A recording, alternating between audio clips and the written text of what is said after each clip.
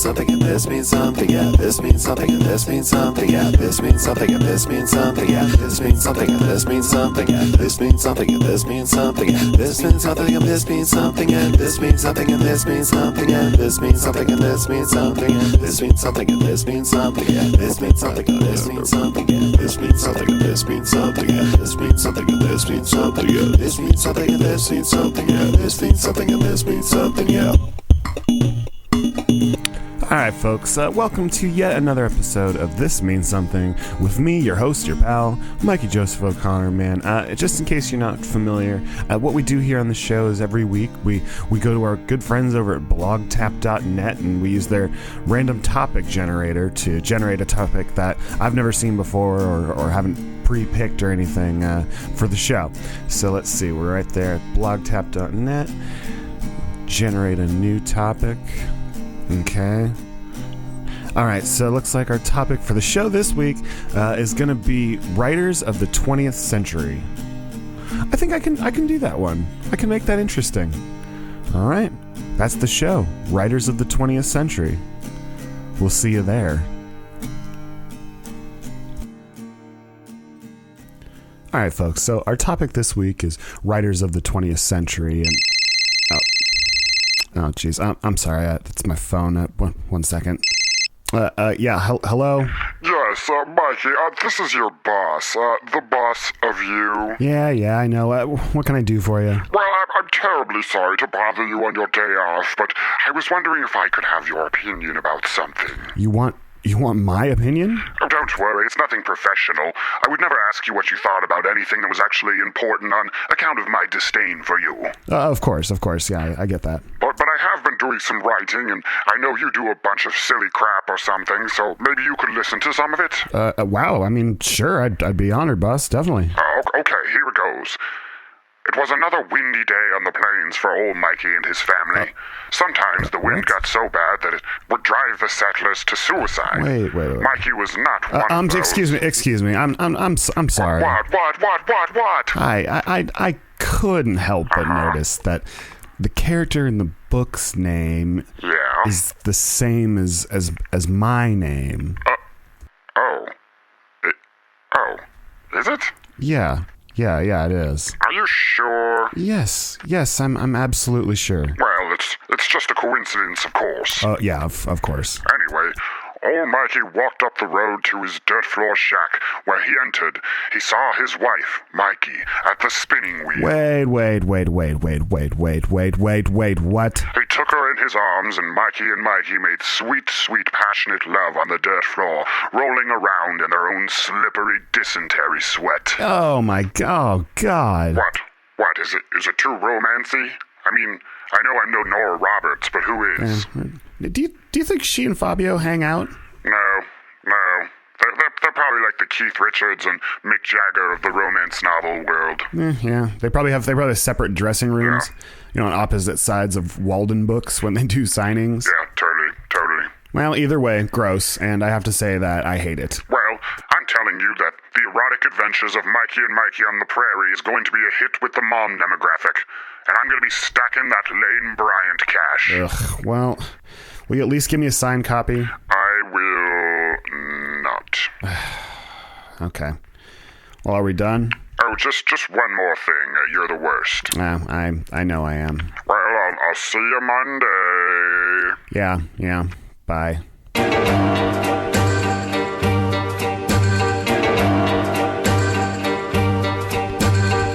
Salinger is like a fucking drug to me. Fucking Hemmingway is still working the suffering. I don't lend out, spend out, you'll bring that shit back. They sing a library, I'm still scary, I'm on the attack. I want all of them books and the blunts while you're there. Bukowski, don't doubt me, I sit right and stare. I gotta read more, gotta be more inquisitive. And get Faulkner, don't fuck her, I'm here with you, man.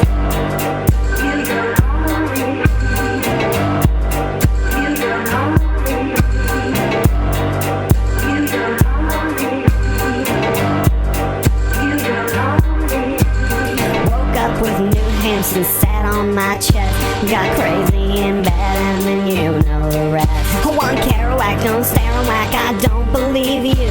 The Dharma bums haters don't know what to do. John Cheever, oh my god, John Cheever, that's it, that's the shit. You'll be a believer, a Cheever believer. It's like a believer for John Cheever. If that makes sense. I mean, we're always trying to start these like catchphrases, like believers. Oh, it's the chorus.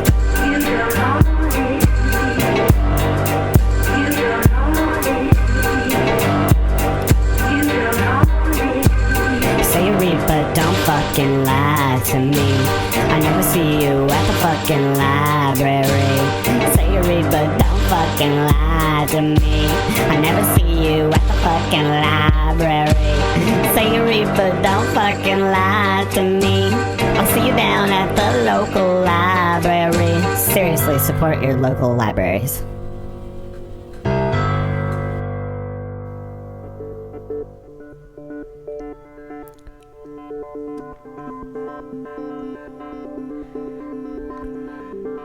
It was the summer of 2011, and I had just moved to North Beach.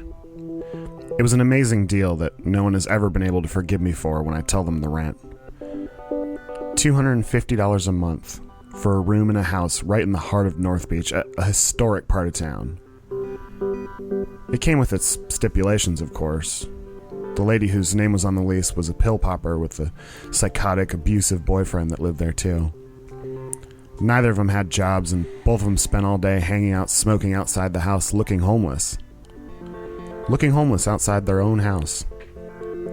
Another catch was that my bay window opened onto a street that the cable car went by every 20 minutes or so, with a crashing and clanging so boisterous, when you first hear it, you go, that can't really be how loud that is, can it? It was amazing, though. For the last year, I'd been holed up in an overpriced studio out by the beach. An hour-and-a-half commute every day, isolated in that frigid moonscape. I'd been so out of touch with culture, I didn't even bother to get the internet out there. When I got word that I'd gotten the room in North Beach, I knew that I just wanted a fresh start to what my shell of a life had become. I took nearly everything I owned and put it out on the street. Books, records, furniture, even a guitar, and put it out there. People gathered and swarmed on the pile like fire ants. People love free shit. I was bringing more stuff out when from behind me a girl asked, "What's that?" I looked and she was pointing to a stack of notebooks. "That's every journal I've kept since I was 13 years old," I told her. "Do you want them?" She just nodded slowly, picked them up, and backed away. Months before, while walking in the Mission District, I'd found a chunk of rope that had been tied into a noose and then cut off. It was weird and funny to me, so I brought it home, and naturally I hung it up from the ceiling. While I was in the process of moving out, I was told that they'd be installing a new CO2 meter in the apartment. I told them no problem, I'd be moving anyway. I had moved almost everything out when I came back to the apartment one day and saw that the guy had been there to install it. He left a manual for the new meter on one of the two things left there. The chair. The other thing, the noose hanging from the ceiling. What that guy must have thought when he walked in there, seeing just a chair and a noose hanging from the ceiling, I cannot imagine. All I know for certain is he definitely took a picture of it. I woke up the first morning in North Beach to the loud banging and clanging of the cable car and people loudly speaking Chinese. I had been out all night at Mr. Bing's and only briefly remembered dodging the group I was with and stumbling uphill home. I was hungover but excited to go out. I was invigorated, man, really feeling the juice of finally being back in what felt like a city. I walked around Chinatown, past all the stores that sell food but smell like pet stores. The tourists blocking the sidewalks, gaping at the madness. I walked down to Broadway in Columbus into one of the bookstores and poked around. I needed something appropriate. I had spent the night on a mattress on the floor in North Beach, and now I'm hungover and finally feeling alive again. My eyes landed on Bukowski, and I saw his novel Post Office. His first, and the only one I hadn't read. It was perfect.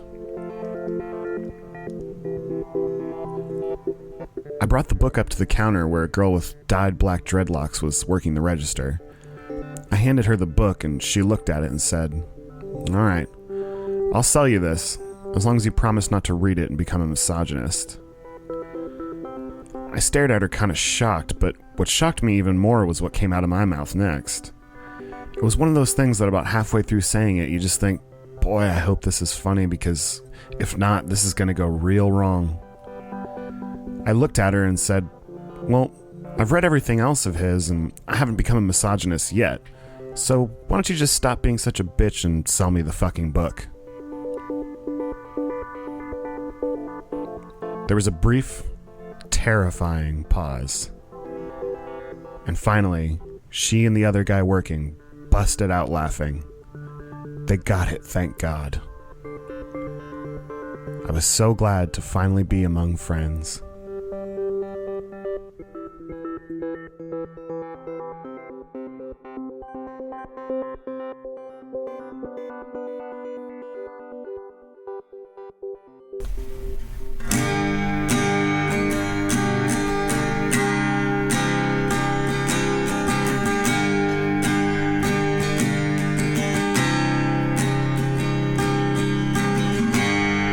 Up straight in the front yard, late for work again.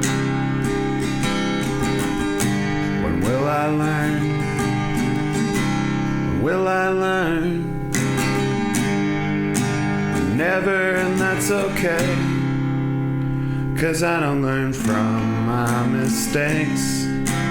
From my mistakes. Yeah, I don't learn from my mistakes, 'cause I'm not an adult.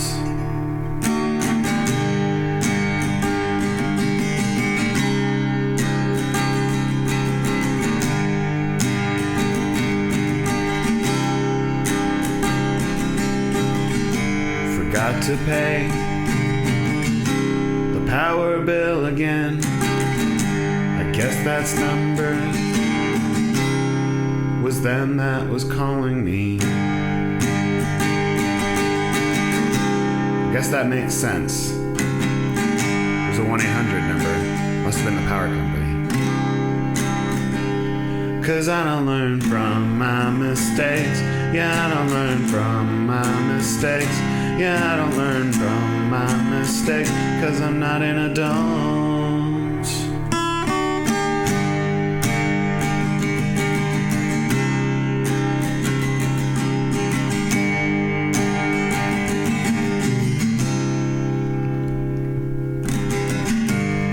In the same place I got a ticket at, but that was like 3 months ago. What are the odds they're gonna see me again, parked here again? Oh, fuck. Ah, fucking ticket. Another fucking ticket. Ugh. 'Cause I don't learn from my mistakes. Yeah, I don't learn from my mistakes. Yeah, I don't learn from my mistakes, 'cause I'm not an adult. No, I'm not an adult. I just look 45, barely alive.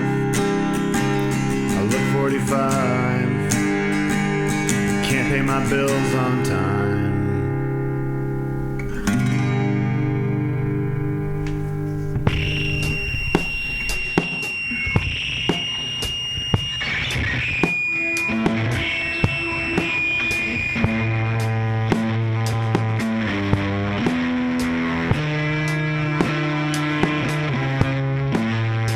Ladies and gentlemen, the show today was brought to you by Hella Hesh Hot Sauce. That's right, folks. Hella Hesh Hot Sauce. It's not just a hot sauce for pizza. It's a lifestyle choice. And all that ruckus that you're hearing in the background there, it's what it's all about. Just spread the doom.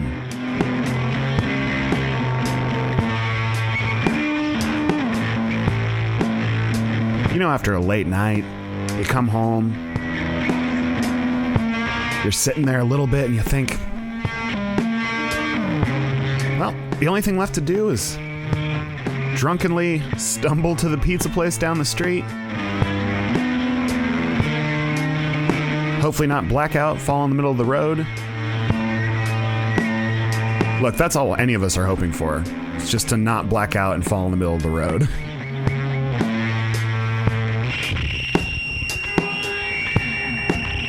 That's right, folks. Hella Hesh Hot Sauce.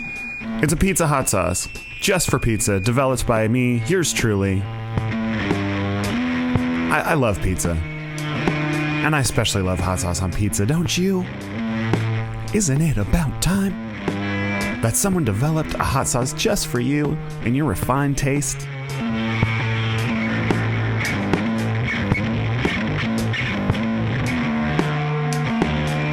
I think it is, folks. And if that's what you're looking for, then Hella Hesh Hot Sauce has just the thing for you.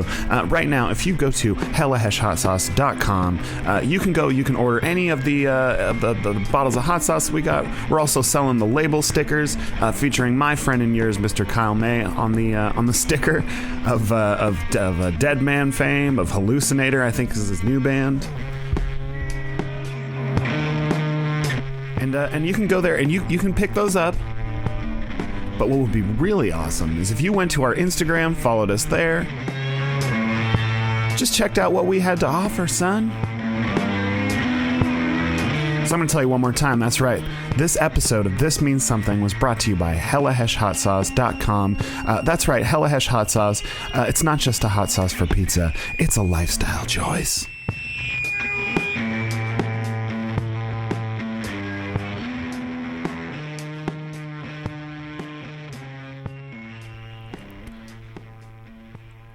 All right, folks, that is going to do it for yet another episode of This Means Something, starring me, your host, your pal, Mikey Joseph O'Connor. If you like, you can follow me on Twitter. I'm always on the Twitter at Mikey J. O'Connor. That's MikeyJOCONNOR. You can find the show on iTunes, in case you didn't already know that.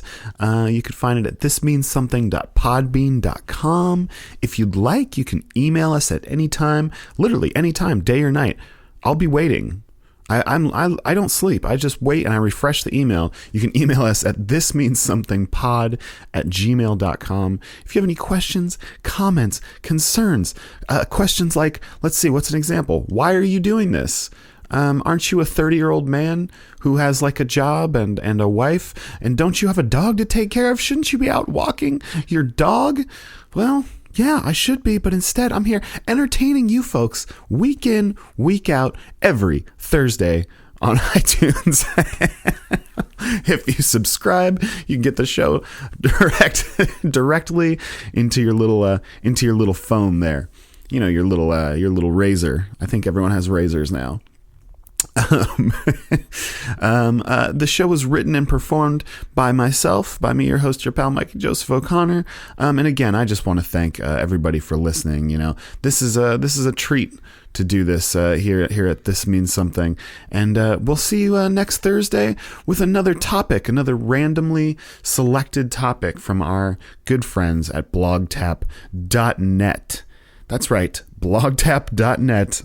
For all of your random blog topic needs. Anyway, we'll see you next week. Thank you so much for joining us. See you next time.